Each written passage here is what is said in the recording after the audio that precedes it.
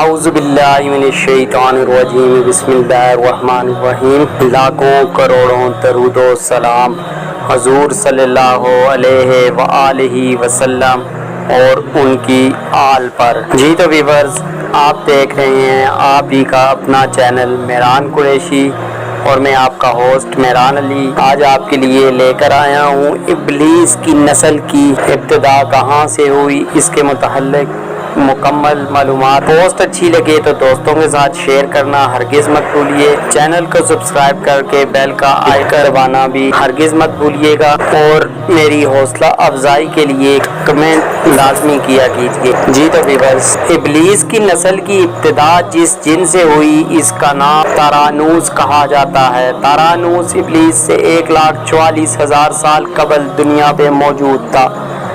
تارانوس کی نسل تیزی سے بڑھی کیونکہ ان پر موت طاری نہیں ہوتی تھی اور نہ بیماری لگتی تھی۔ البتہ یہ چونکہ آتشی مخلوق تھی تو سرکشی بدرجہ عدم موجود تھی۔ جنوں کی نسل کو پہلی موت فرشتوں کے ہاتھوں پیدائش کے 36,000 سال بعد جس کی وجہ سرکشی تھی۔ یہاں پہلی بار موت کی ابتدا ہوئی، اس سے پہلے موت نہیں ہوتی تھی۔ بعد میں چلپانیس نامی ایک نیک جن کو جنات کی ہدایت کا ذمہ سونپا گیا، وہی شاہ جنات قرار پائے۔ اس کے بعد ہاموس کو یہ ذمہ داری دی گئی۔ ہاموس کے دور میں ہی چلیپا اور تبلیس کی پیدائش ہوئی۔ یہ دونوں اپنے وقت کے بے حد بہادر جنات تھے۔ ان کی قوم نے چلیپا کو شاشین کا لقب اس کے شیر کے جیسے سر کی وجہ سے دیا۔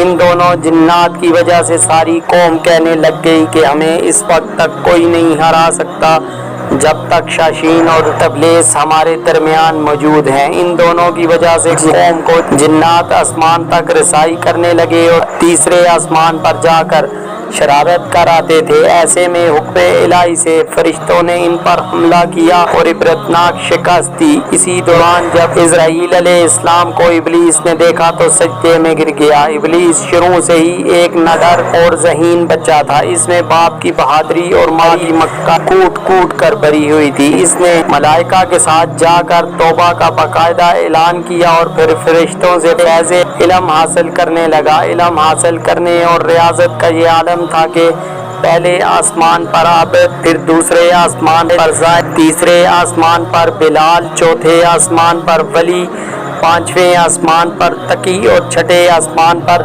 قبازان کے نام سے مشہور ہوا۔ یہ وہ وقت تھا جب یہ فرشتوں کو سکھاتا تھا۔ ساتویں آسمان پر ابلیس بقائے نور میں رہا۔ ہفتے افلاک کے سب ملائکہ کا معلم قرار دیا گیا۔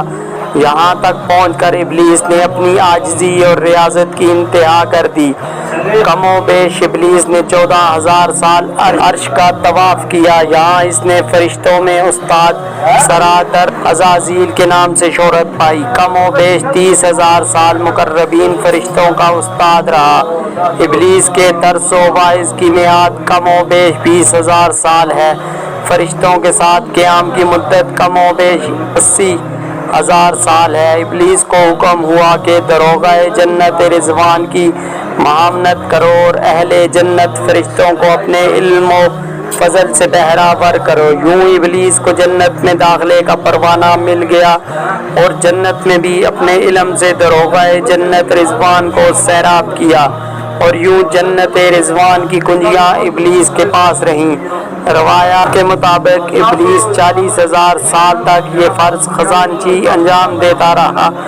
یہی وہ مقام اعلیٰ ترین جنت رضوان ہی تھا جہاں ابلیس نے پہلی بار بادشاہت کے خواب دیکھنے شروع کیے۔ اس وقت ابلیس کے پاس ہفتے، اقلیم، افلاک، جنت، دوزخ سب کا اختیار تھا اور اس نے چپے چپے پہ سجدے کیے تھے، مگر یہاں پہ ابلیس عاجزی سے پہلی بار بھٹکا اور خود کو بادشاہ بنانے اور رب بن جانے کے خواب دیکھنے شروع کیے۔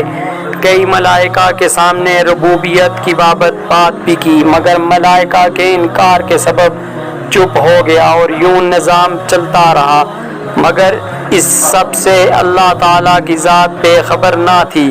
پھر آدم علیہ السلام کی تخلیق کا مرحلہ آیا جسے قرآن مجید میں واقعات بیان ہوئے ہیں۔ ابلیس آدم علیہ السلام کو جزو مرحلہ وار مختلف اقسام کی مٹی سے تخلیق ہوتا دیکھتا رہا اور چپ رہا، مگر جیسے ہی اسے یہ معلوم ہوا کہ یہ آدم علیہ السلام اللہ تعالیٰ کا نائب ہے تو اس نے وویلا کیا، عبادات اور اطاعت کا واسطہ دیا، پھر طنز کیا کہ مجھ جتنی عبادت کس نے کی ہے، اور آدم علیہ السلام کو سجدہ کرنے سے انکاری ہوا۔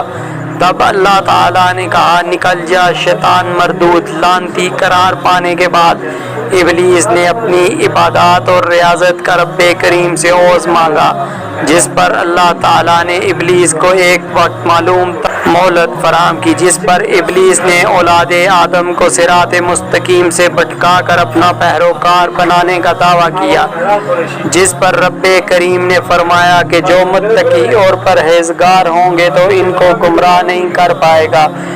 ابلیس کے اس لعنتی کام کے اس کے 5 بیٹے ہیں۔ صبر اس کے اختیار میں مصیبتوں کا کاروبار ہے، جس میں لوگ ہائے وویلا کرتے ہیں، گریبان پھاڑتے ہیں، منہ پر تمانچے مارتے ہیں اور جاہلیت کے نعرے لگاتے ہیں۔ اہور یہ لوگوں کو بدی کا مرتکب کرتا ہے اور بدی کو لوگوں پہ اچھا اور پسندیدہ کر کے دکھاتا ہے۔ موصوف یہ قذف جھوٹ اور دروغ پر معمور ہے، جسے لوگ کان لگا کر سنیں۔